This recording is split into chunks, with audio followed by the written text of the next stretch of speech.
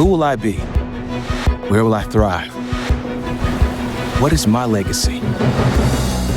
At Stony Brook University, we dare to find answers to these questions. Daring to define your own path is not always easy, but it is always worth it. Hi, I'm Dr. Matthew Salzano.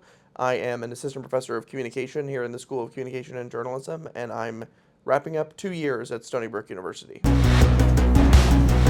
You know, as a professor, the thing that's most unique to me about Stony Brook is the student population, which I know sounds like a really cliche answer, but it is true. Like, coming from teaching at other large institutions like this one, students are often sort of, a little more prone to being checked out, thinking of this as just like sort of a routine they have to get through to get that degree and move on. But Stony Brook students, in my experience, really care about being here, really care about what they're learning, really care about what a university education can do for them, not just in an incredibly like instrumentalized sense, but in a more holistic way. So I've had really fabulous classrooms full of students who like actually want to talk about the material and really get into it and are really interested in learning.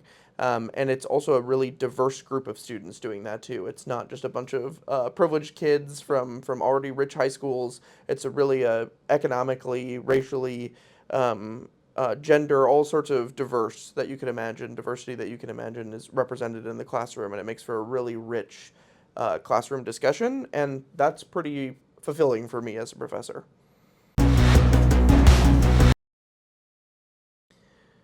Being a communication or mass communication major is so rewarding. There are so many practical skills you get from getting a degree in communication. At the basic level, just like being able to be a confident public speaker, be confident that you can write in a clear way that represents, your interests or the interests of organizations you work for, that sort of thing. I think also a sort of underappreciated skill you learn in communication classrooms and as a communication major is like really critical and creative thinking.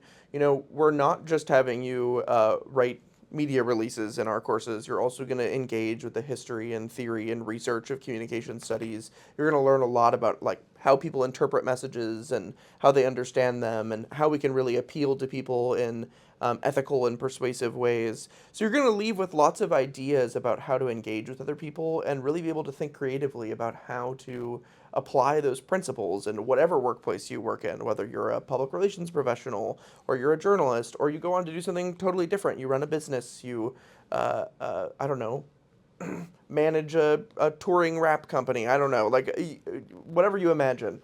But the creativity is really something I think that you can get out of a communication major. Communication students are everywhere. This always is a fun part about being a communication professor is you can find communication students anywhere. So you go to a football game, there's communication students running cameras and interviewing people on the field and helping run the tech for the event, or you go to any department on campus, somebody's an intern somewhere, or somebody's helping out behind the scenes or in front of a camera or what have you. So it's always fun to spot communication students in the wild in moments like that. We're also starting to get more communication students involved in research and off to graduate school, and so I'm starting to see alums and communication students at national conferences presenting research, that sort of thing. So yeah, truly, again, another cliche, but communication students really are everywhere. It's pretty cool.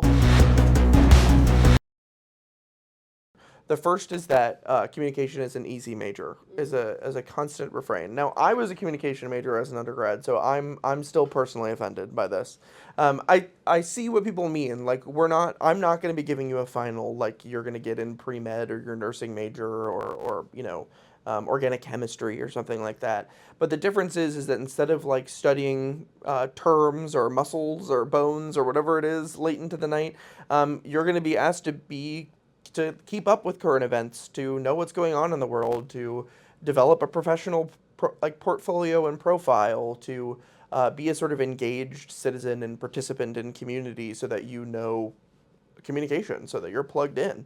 It's still a very involved major. There's still a lot going on. If you do it right, it will still be quite challenging. I think I'm excited about students coming to sort of help us all figure out the way we're going to be using new technology, especially like generative AI, responsibly, both as like students and teachers, and also as communication professionals. I mean, these are very much like unanswered, undecided questions in a lot of ways. And already in my courses with students where we're talking about these things, I'm shifting my perspectives and learning from them about what they're learning in their professional networks and other courses to try to figure out like how do we best prepare students? How do we best prepare society for all of these sort of mediated changes?